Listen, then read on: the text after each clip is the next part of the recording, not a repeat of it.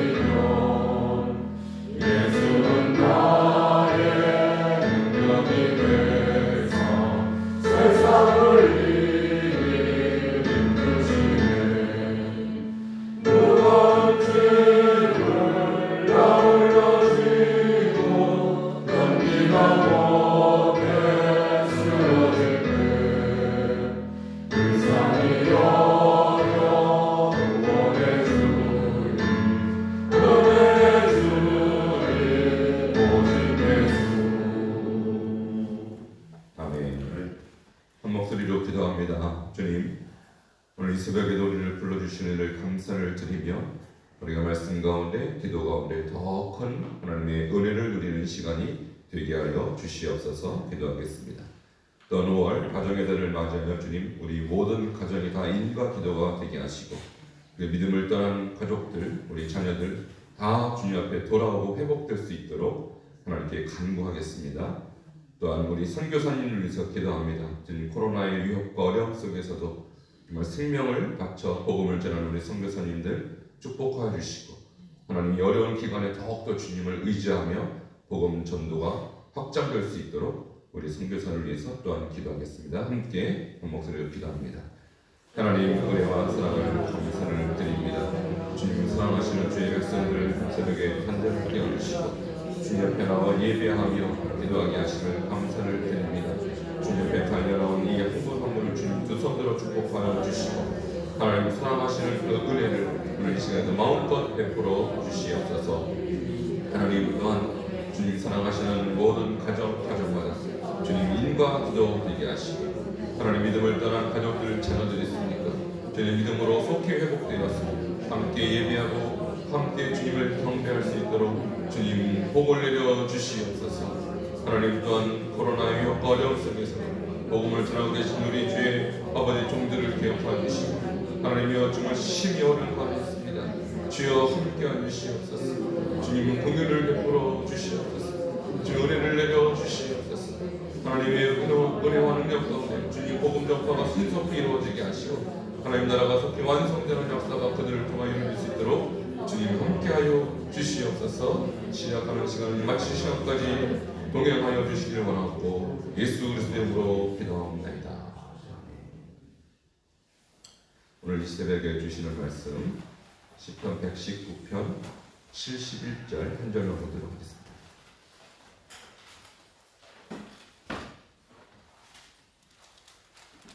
시편 119편 71절입니다. 세 번 연속해서 읽겠습니다. 시작. 고난당한 것이 내게 유익이라. 이로 말미암아 내가 주의 율례를 배우게 되었나이다. 고난당한 것이 내게 유익이라. 이로 말미암아 내가 주의 율례를 배우게 되었나이다. 고난당한 것이 내게 유익이라. 이로 말미암아 내가 주의 율례를 배우게 되었나이다. 아멘. 할렐루야. 한 주간 시작하는 월요일입니다. 이번 한 주간도 성령께서 여러분과 동행하여 주시기를 주 이름으로 축원합니다. 오늘 본문 말씀의 주제는 고난이 주는 유익이라는 제목입니다. 이 시인의 상황은 전반적으로 고난의 연속이에요. 고난이 과연 유익인가? 일단 말씀이 그렇습니다. 하나님이 우리에게 주시는 말씀의 많은 부분이 고난에 관한 부분이에요. 우리 예수님의 인생 자체가 고난이었고요. 예수님을 따르는 제자들의 인생 자체가 고난이었어요. 고난이 없으면 좋겠는데 고난을 피할 길이 없습니다. 그러면 이 시인이 당하는 사실 고난은요, 여러 가지 이유가 있을 수 있어요. 근데 전반적으로 이 119편의 고난은 자기의 죄 때문이 아니라 그가 주님을 따르기 때문에 오는 고난이에요. 근데 저는 이제 성경을 보면서 성경의 인물들을 한번 그들의 삶 속에 나타난 고난이라는 관점에서 인물들을 이렇게 집중적으로 본 기억이 있습니다. 고난 없는 성경의 인물들은 없습니다. 그럼 하나님은 왜 성경의 그 주인공들에게 고난을 주셨을까? 한번 생각해 볼 필요가 있어요. 이 시인 본인도 뭐라고 말했냐면 67절에 고난 당하기 전에는 내가 그릇 행하였더니라고 말하고 있어요. 한번 67절 한번 읽겠습니다. 시작. 고난 당하기 전에는 내가 그릇 행하였더니 이제는 주의 말씀을 지키나이다. 이렇게 말하고 있어요. 고난이 주는 가장 큰 유익은 그릇 행했던 나의 행동을 수정하는 굉장한 유익이 있습니다. 요셉을 제가 한번 연구해 봤습니다. 요셉의 인생에서 고난의 의미는 무엇인가? 그것은 요셉은 사실 죄를 범했던 기록이 없습니다. 요셉은 처음부터 그가 성경에 기록됐을 때부터 끝까지 단 한 번도 죄를 범한 기록이 없어요. 그럼에도 불구하고 요셉에게 고난이 필요한 이유가 뭘까요? 자, 요셉도 고난 당하기 전에는 그릇 행했을 거라는 얘기예요. 그리고 성경에 나오는 수많은 인물들이 죄가 특별히 어떤 죄가 기록이 됐을 수도 있지만 기록이 안 된 죄도 많습니다. 그러나 그들이 고난 당하기 전에는 그릇 행했을 거라는 거예요. 왜냐하면 인간이기 때문이었습니다. 그래서 저는 이 성경에 나오는 모든 인물들에게 주님께서 고난을 주신 이유는 뭐냐면 결국은 그들의 육적인 자아를 깨트리기 위해서 고난을 주십니다. 우리 인간은 하나님을 만나기 전에 살아왔던 습성이 있습니다. 그것이 죄성입니다. 그리고 인간은 그 죄성을 예수님을 만날지라도 하나님을 우리가 섬길지라도 죄성을 완전히 버릴 수는 없어요. 왜? 그것이 우리의 본질이기 때문에. 그래서 하나님이 우리를 쓰실 때는 하나님이 쓰시기 편한 도구로 만들어 가세요. 그게 요셉의 고난의 이유예요. 요셉이 부족해서가 아닙니다. 요셉은 완벽한 그 시대에 하나님을 따랐던 전형적인 인물이에요. 그럼에도 불구하고 하나님이 그를 더 편하게 쓰시려면 그를 만지셔야 돼요. 그를 하나님의 사람으로 조성해야 돼요. 그 안에 있는 육적인 자아와 죄성을 깨트려야 하나님께서 더 확실하게 쓰실 수가 있다는 것이죠. 그러므로 여러분에게 혹시 고난이 있다면 여러분을 만들어가는 하나님의 손길입니다. 그래야 하나님이 쓰시기에 편안한 종이 될 수 있다는 것이죠. 71절 오늘 본문에 고난 당한 것이 내게 유익이라 한번 따라하십시다. 고난 당한 것이 내게 유익이라. 이 유익이라는 단어가요 토부라는 단어예요. 한번 따라하십시다. 토부. 들어보셨습니까? 어디서 들어보셨죠? 창세기 1장에 7번 나옵니다. 하나님이 지으신 그 모든 것을 보시기에 좋았더라. 나중에 인간을 만들고 난 다음에 뭐라고 합니까? 심히 좋았더라. 이 좋았더라가 토부예요. 그러면 좋았더라라는 이 단어가 여기에는 유익이라는 단어로 바뀌었습니다. 토부라는 단어는 하나님 눈에 보기에 좋은 것이 토부예요. 그러면 고난을 당한 것이 하나님 보시기에 여러분 인생에게 좋은 것입니다. 이것은 뭐냐면 하나님이 하시는 모든 일은 완벽합니다. 하나님에게 실수가 없습니다. 하나님이 하시는 모든 일에는 하나님의 아름다움이 드러납니다. 고난을 통해서 여러분의 인생에 하나님의 아름다움이 드러날 것입니다. 고난을 통해서 하나님의 만지심을 통해서 하나님의 영광이 드러날 것입니다. 그래서 창세기 1장은 토부로 시작해요. 하나님이 만지시면, 하나님이 말씀하시면 모든 것이 좋은 거예요. 모든 것이 완벽한 거예요. 거기에 하나님의 능력과 영광이 드러나는 거예요. 그런데 그것이 창세기 50장에 또 토부가 나타납니다. 그 주인공이 바로 요셉이에요. 요셉의 인생에서 요셉이 자기 인생을 이렇게 평가합니다. 50장 20절에 이렇게 말해요. 이렇게 말합니다. 요셉의 삶에 만일 이 고난이 없었으면 요셉이 이렇게 고백을 못했겠죠. 당신들은 나를 헤아려 하였으나 하나님이 그것을 선으로, 여기서 선이 토부예요. 바꾸사 오늘같이 많은 백성의 생명을 구원하게 하시려 하셨나니. 이것은 요셉이 그 형제들에게 한 말입니다. 그를 죽이려고 했던 형제들, 그를 팔아버렸던 형제들에게 대해서 요셉의 평가가 뭐냐면 당신들이 나를 헤아려 했으나 하나님이 그것을 나에게 톱으로 바꾸셨다. 다시 말하면 하나님께서 당신들을 통해서 나를 팔아서 나에게 고난을 줘서 오늘 이 민족, 우리 민족, 히브리 민족을 생명을 살리셨다는 거예요. 요셉의 인생의 큰 그림을 봤을 때 요셉이 팔리지 않았으면 그 당시 전 세계적 기근을 통해서 이 히브리 민족이 굶어 죽었을 거란 말입니다. 근데 미리 하나님이 팔아서 애굽의 총리가 되어서 모든 기근을 대비할 수 있는 지혜를 주셔서 오늘 이 히브리 민족을 살리는 통로가 되었다는 것입니다. 할렐루야. 요셉이 그것을 알았다는 거예요. 내 인생의 고난은 하나님의 디자인이었다. 우리 민족을 살리기 위한 하나님의 플랜이었다. 계획이었다. 여러분, 이것이 여러분의 고백이 되기를 바랍니다. 이것이 영성이에요. 저는 그래서 영성은 어떻게 형성이 되는가? 우리 안에 있는 죄성과 육성을 깨트릴 때 영성은 형성됩니다. 그런데 그 영성이 형성되는 과정에서 가장 좋은 방법이 고난입니다. 왜냐하면 우리는 죄악 덩어리이기 때문에, 우리는 욕심 덩어리이기 때문에, 우리는 욕망 덩어리이기 때문에 이것을 깨트리는 것은요, 고난밖에 없어요.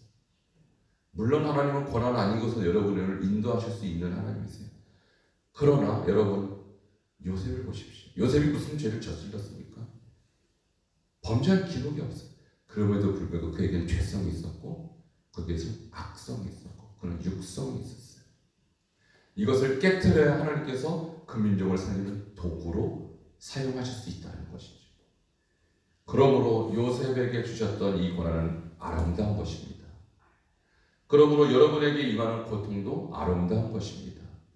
이것을 받아들이시기 바랍니다. 그때 비로소 하나님께서 여러분을 요셉같이 들어 쓰실 줄 믿습니다.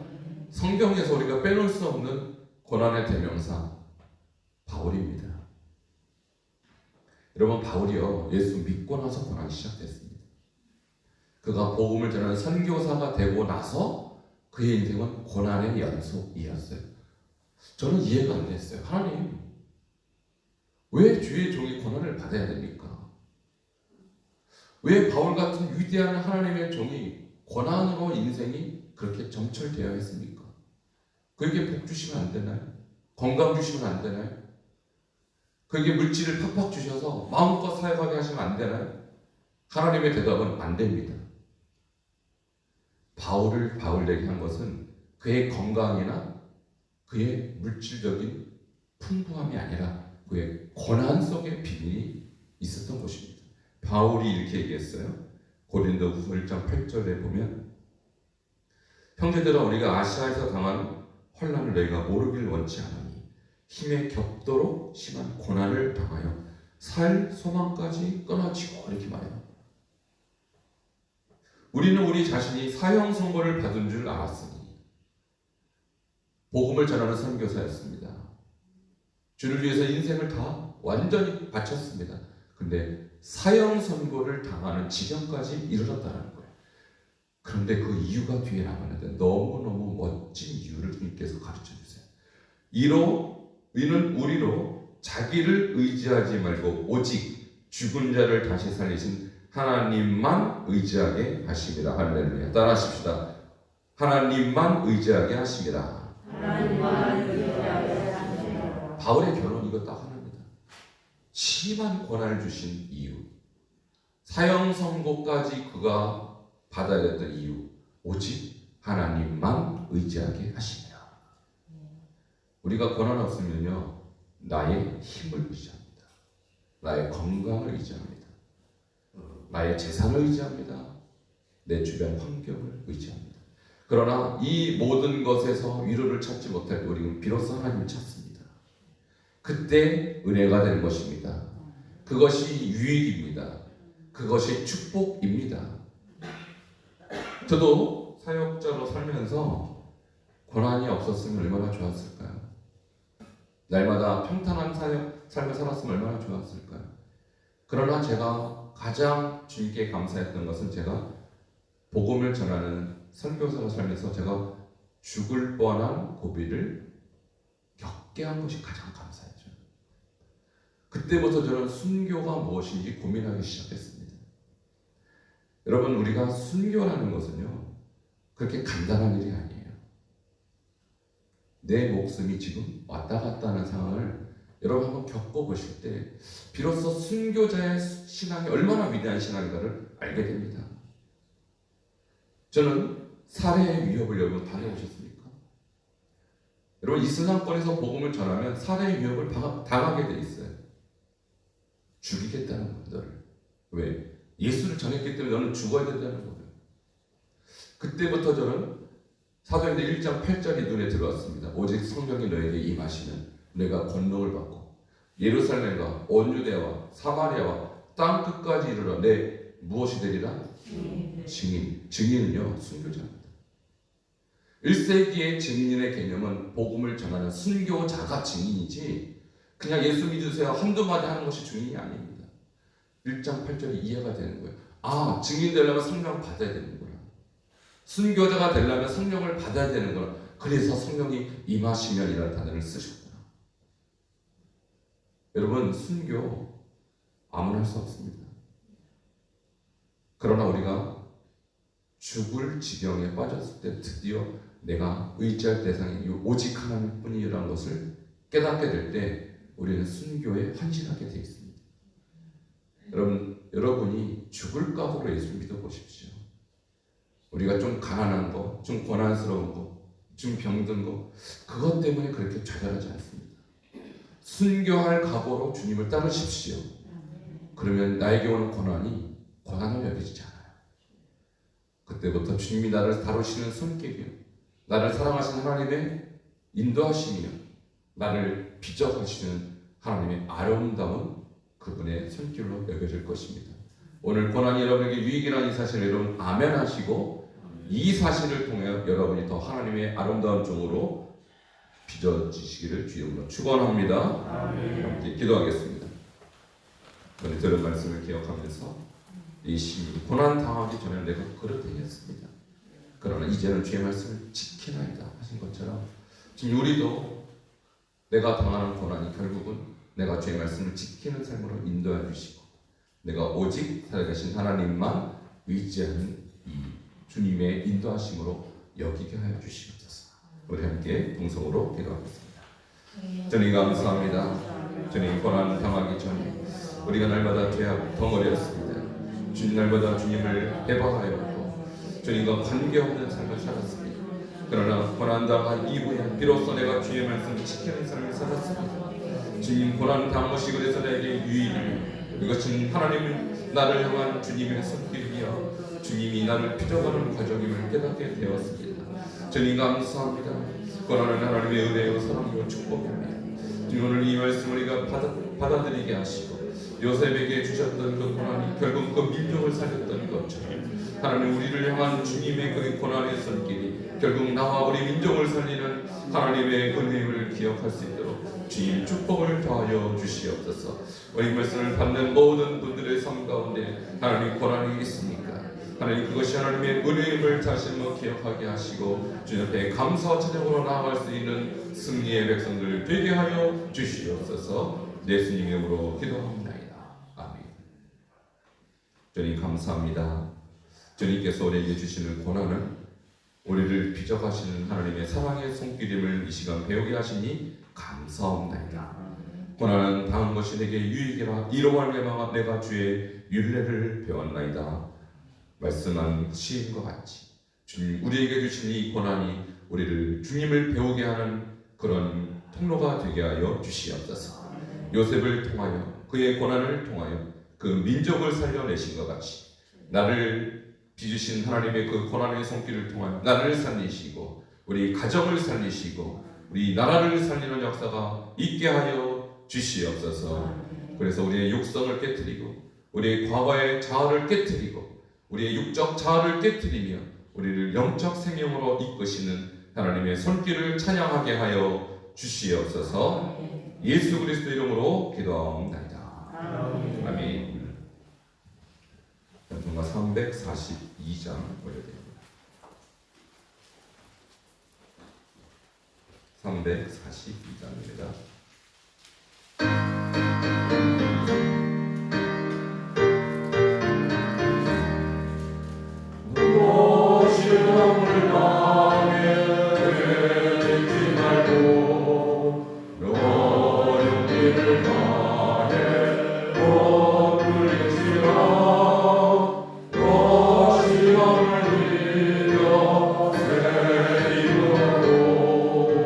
주 예수를 믿어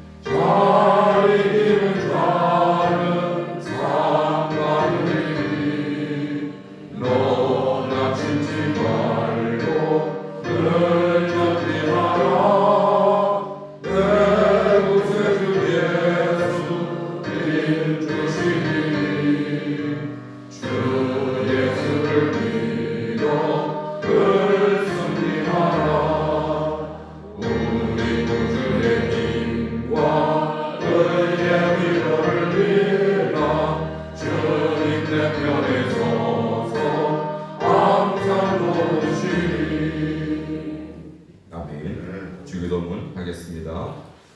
하늘에 계신 우리 아버지여, 이름이 거룩히 여김을 받으시오며 나라가 임하시오며 뜻이 하늘에서 이루어진 것 같이 땅에서도 이루어지이다. 오늘 우리에게 일용할 양식을 주시옵고 우리가 우리에게 죄 지은 자를 사하여 준 것 같이 우리 죄를 사하여 주시옵고 우리를 시험에 들게 하지 마시옵고 다만 악에서 구하시옵소서. 나라와 권세와 영광이 아버지께 영원히 있사옵나이다. 아멘. 오늘 주신 하나님의 말씀을 생각하시면서 간절히 주님 앞에 기도하며 나가도록 하겠습니다. 맞아요.